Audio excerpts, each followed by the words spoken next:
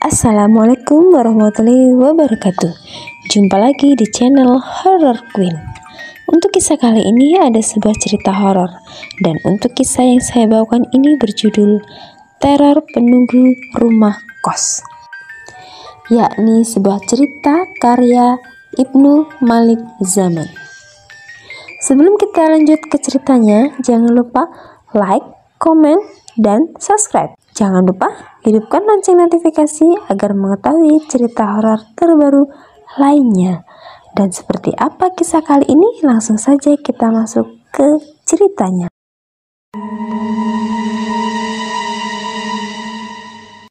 Malam itu suasana kosan tidak seperti biasanya. Kalau kata orang Jawa, seminep.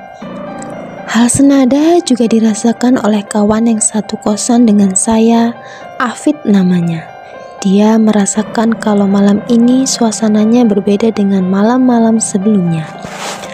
Maul, kawan saya yang sering main ke kosan juga merasakan hal yang sama. Dia memutuskan untuk pulang lebih cepat. Selepasnya Maul pulang, saya merasakan lapar. Perut keroncongan minta untuk segera diisi, sebab sedari siang saya belum makan. Saya pun memutuskan untuk membeli nasi goreng tidak jauh dari kosan. Begitu saya membuka pintu, terdengar suara kokok ayam. Saya berpikir positif, sebab memang ada yang memiliki ayam di sekitar kosan. Kosan yang sekarang saya tempati bisa dikatakan adalah sebuah kompleks kosan yang terdapat beberapa tipe, tentu dengan spesifikasi harga yang berbeda-beda. Kosan saya berada di kompleks belakang. Maka dari itu, jika hendak keluar saya harus melewati kompleks tengah dan kompleks depan. Sudah 3 minggu ini, 2 kosan di kompleks tengah kosong. Akibatnya jalan menjadi gelap. Lampu teras tidak dinyalakan. Meskipun gelap, suasana dalam kosan terlihat dengan jelas, sebab kaca depan tidak berkelambu. Ketika saya membeli nasi goreng, saya berusaha untuk tidak menengok ke arah kaca. Meskipun saya merasakan beberapa pasang mata tak terlihat harus menatap dengan tatapan penasaran. Apa karena ini malam Jumat ya, Fit? Tanyaku kepada Afid. Entahlah, mungkin hantu penunggu komplek kosan belakang ini meminta untuk dituliskan kisahnya, jawabnya. Memang beberapa hari yang lalu saya merencanakan untuk menuliskan pengalaman horor yang dialami oleh orang-orang di kompleks belakang. Tetapi saya belum yakin apakah akan menuliskannya atau tidak. Sampai kemudian 1 jam setelah makan nasi goreng, saya mendengar suara lirih tangisan perempuan. Afid, dengar suara lirih tangisan perempuan? Tanyaku. Enggak. Maka dari itu saya pun bergegas menyalakan laptop untuk melanjutkan menuliskan tentang mereka yang tidak bisa dilihat oleh mata normal. Kompleks belakang terdiri dari 6 kosan. 4 menjorok ke depan, sementara yang 2 menjorok ke belakang. Kosan yang menjorok ke belakang itulah yang tidak berpenghuni. Saya menempati kosan ketiga bersama Afid. Sementara itu, kosan 1 ditempati oleh Bang Ijul, kosan kedua ditempati oleh Bang Muri, dan kosan keempat ditempati oleh Bang Ijai. Sampai dengan saat itu, memang saya belum pernah ditampaki oleh penunggu kompleks kosan belakang. Tetapi suara ketukan di pintu, di dinding, suara lompatan sering saya dengar, serta bau pandan. Mengenai hal tersebut saya tidak merasa terganggu, biasa-biasa saja. Suasana kembali normal, tidak seminap seperti tadi, ujar Afid. Ketika saya menuliskan cerita ini, ya begitulah, jawabku singkat. Waktu itu Afid baru beberapa hari tinggal di kosan saya, dan dia langsung mendapatkan sambutan dari penunggu komplek kosan belakang. Begini ceritanya. Setelah sholat Jumat, saya pamit kepada Afid pergi ke Depok untuk liputan, dan malam Ahad baru pulang. Menjelang maghrib, Afid mandi dan kamar mandinya itu terletak di luar. Saat mandi, itulah pintu kamar mandi diketuk dengan ketukan cepat. Setelah dibuka dan dicek di sekitar, tidak ada siapa-siapa. Masih di malam yang sama dengan Afid, Bang Muri juga mendapat gangguan. Tidak biasanya ia mencuci pakaian pada dini hari. Waktu itu ia mencuci pakaian di jam 2 dini hari. Di tengah-tengah menggosok pakaian itulah dia merasakan ada yang meneteskan air di punggungnya. Setelah dicek, ternyata tidak basah. Tidak hanya sampai di situ, dia merasakan ada yang mengawasinya. Pas dikejar ke depan, tidak ada siapa-siapa. Gara-gara kejadian tersebut hingga pagi ia tidak bisa tidur. Pada malam berikutnya, yaitu malam Senin, terdengar gedoran kepala ke arah pintu. Sementara itu jam menunjukkan pukul 00.30. Saya mengabaikan gedoran ke arah tersebut. Tak berserang lama, Bang Muri mengetok pintu kosan memanggil nama saya. Ia mengatakan apakah saya tadi mengendor suara pintu. Saya pun menggelengkan kepala. Lebih lanjut, ia menceritakan bahwa tidak bisa tidur dan meminta kepada saya untuk menemaninya, serta beberapa suara ketukan yang ia dengar. Kami pun sepakat malam itu mengadakan uji nyali. Pintu kamar kosan saya dibuka lebar-lebar, sehingga apa yang terjadi di luar akan terdengar dan terlihat dengan jelas. Bukannya kami mengadakan pengajian atau apa, justru kami malah ngerumpi menceritakan pengalaman horor masing-masing. Informasi penting disajikan secara kronologis. Suara derap langkah lompatan, gedoran di tembok, gedoran di pintu terdengar sangat jelas. Kalau kalian pernah menonton secara uji nyali di sebuah stasiun televisi, ya suasananya seperti itulah. Bukannya menyerah dengan segera menutup pintu dan menghentikan obrolan, justru obrolan kami semakin seru perihal dunia gaib. Tak berselang lama, pada jam 4, sebelum suara tarhim masjid berkumandang, kami semua mencium aroma pandan bercampur dengan melati. Bau tersebut seolah-olah mengakhiri suara-suara ketukan malam itu. Di antara kami, penghuni kompleks kosan belakang, Bang Icul adalah yang paling lama. Sudah 10 tahun, pas tahun pertama ia tinggal di kosan paling belakang.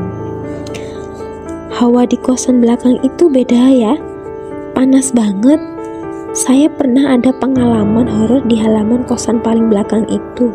Menjelang maghrib kejadiannya, saya baru pulang dari tempat kerja, ujar Bang Icul. Nah, di halaman ada 3 orang anak sedang main kelereng. Satu anak itu pakaiannya bagus, wajahnya bule, sinyo Belanda seperti itu. Sementara yang 2 itu pakaiannya lusuh, wajahnya pun pribumi. Setelah saya masuk ke kosan, lalu keluar lagi, tiba-tiba anak-anak itu sudah gak ada. Lanjutnya, ia mengaku sudah biasa dengan kejadian-kejadian semacam itu dan tidak mempermasalahkannya. Sebab di dunia ini tidak hanya ada manusia saja, tetapi juga ada makhluk halus. Di kosan yang sekarang ia tempati, Bang Icul mengaku pernah didatangi oleh sosok kuntilanak. Sosok Kun-kun saya lagi tidur. Kun-kun itu kemudian mendekati kaki saya dan menendang kaki saya. Kemudian saya abaikanlah itu Kun-kun. Kehadirannya diawali dengan bau pandan dan bercampur dengan bau melati, terangnya. Bang Icul juga menceritakan bahwa beberapa hari lalu ketika tengah malam ia ke kamar mandi, dia melihat di kosan belakang ada sosok pocong. Bang Icul bekerja sehari-hari sebagai ojek online. Alhasil, dia sering pulang larut malam. Selain itu sering ditampaki sosok pocong di kosan belakang.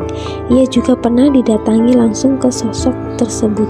Tak beberapa lama, Bang Ijai pun langsung pulang ke kosan. Bang Ijai baru saja terlelap tidur, akan tetapi tarikan di kakinya membangunkan tidurnya. Pas dia bangun, ternyata sosok pocong berwajah pucat berada di dekat kakinya. Spontan Bang Ijai langsung membentaknya. Sosok pocong tersebut pun bergegas pergi menembus tembok. Dan kemudian siapakah mereka? Tanya Bang Ijai. Kalau berdasarkan pengamatan saya, mereka adalah penunggu lama. 3 anak kecil, dan jauh sebelum kosan berdiri, sebenarnya dulunya adalah rawa-rawa. Ketika kosan berdiri, tidak semua penunggu tersebut meninggalkan daerah yang ditempatinya, tetapi ada beberapa yang masih tetap tinggal di sini. Mereka tidak suka mengganggu, tidak pernah menampakkan wujudnya.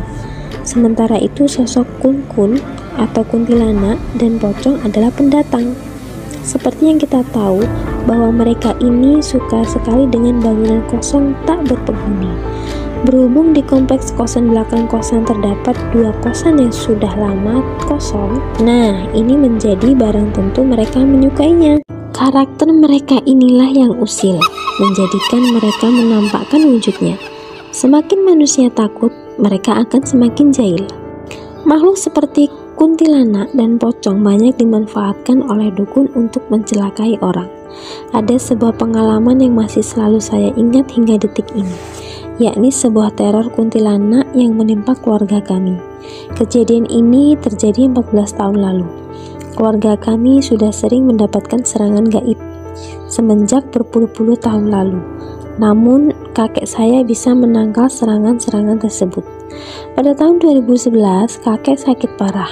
Badannya menjadi kurus, dokter pun tidak bisa menjelaskan penyakit apa yang diderita oleh kakek. Akhirnya kakek dibawa ke seorang kiai. Menurut kiai tersebut, kakek terkena serangan gaib. Yang membuat kami terkejut, serangan gaib tersebut tidak hanya dilakukan oleh 1 orang saja, tetapi lebih dari 3. Dan yang membuat kami lebih terkejut lagi, kata kiai tersebut, bahwa yang melakukan serangan gaib masih orang terdekat. Salah satu makhluk yang dikirimkan berwujud kuntilanak. Sebelum kakek dibawa ke kiai, ibu pernah mengalami mimpi aneh. Mimpi tersebut terasa amat nyata dan runtut, seperti bukan mimpi biasa. Semenjak kakek sakit, suasana rumah kakek menjadi berbeda dari sebelumnya. Ibu pun tinggal di rumah kakek, bertugas untuk merawatnya. Memang kakek lebih dekat dengan ibu yang merupakan anak sulungnya. Malam itu malam Sabtu, kakek sudah tertidur pulas di ranjangnya. Yang lain juga sudah pada tertidur pulas. Sementara itu, ibu belum tertidur. Dia masih merapikan pakaian. Jam 12 dia baru tertidur. Dalam tidurnya tersebut, ibu bermimpi berada di rumah kakek, di tempat dia tidur di depan TV. Suasananya sama persis, tetapi di situ hanya ada kakek dan ibu saja. Tiba-tiba terdengar suara kuntilanak menggema dengan sangat kencang. Kuntilanak tersebut berusaha masuk ke rumah, akhirnya berhasil masuk. Selanjutnya, kakek dan ibu lari keluar rumah. Anehnya suasananya siang. Kuntilanak itu terus mengejar. Sepanjang jalan dalam mimpi tersebut terhampar sawah yang tumbuh subur. Petani yang sedang memanen padi terong fokus memanen, tidak memperhatikan kakek dan ibu yang sedang dikejar oleh kuntilanak. Ibu pun terbangun dari tidurnya. Jam menunjukkan pukul 2. Ibu ke kamar mandi, mengambil wudhu, lalu sholat tahajud. Setelah itu ibu tidur lagi dan mimpi pun berlanjut. Setelah melewati hamparan yang luas, kakek dan ibu berhenti di sebuah rumah. Rumah itu tidak berpintu, menghadap ke arah utara. Kakek dan ibu terlebih dahulu akan masuk ke rumah tersebut, namun dicegah oleh kakek. Kakek meminta dirinya saja yang masuk terlebih dahulu untuk mengecek keamanan. Baru 1 kaki kakek masuk dari dalam rumah, suara kuntilanak terdengar dengan jelas dan menakutkan. Kakek ditarik masuk ke dalam rumah tersebut. Ibu pun diminta lari oleh kakek. Ibu pun terbangun dari tidurnya. Kiai tersebut menjelaskan bahwa sebenarnya kiriman kuntilanak bermaksud untuk mencelakai ibu. Tetapi berhubung orang yang mengirimkan tidak tahu nama lengkap ibu, maka yang terkena justru malah kakek. Sekitar 1 bulan kemudian kakek meninggal dunia. Sebenarnya bukan hanya sosok kuntilanak saja yang menyerang kakek, tetapi ada genderuwo. Untuk makhluk-makhluk semacam itu pun kakek bisa mengatasinya. Cuman dalam waktu bersamaan ada serangan serupa dengan kekuatan yang jauh lebih besar. Serangan tersebut berasal dari orang-orang yang takut rahasia korupsinya terbongkar.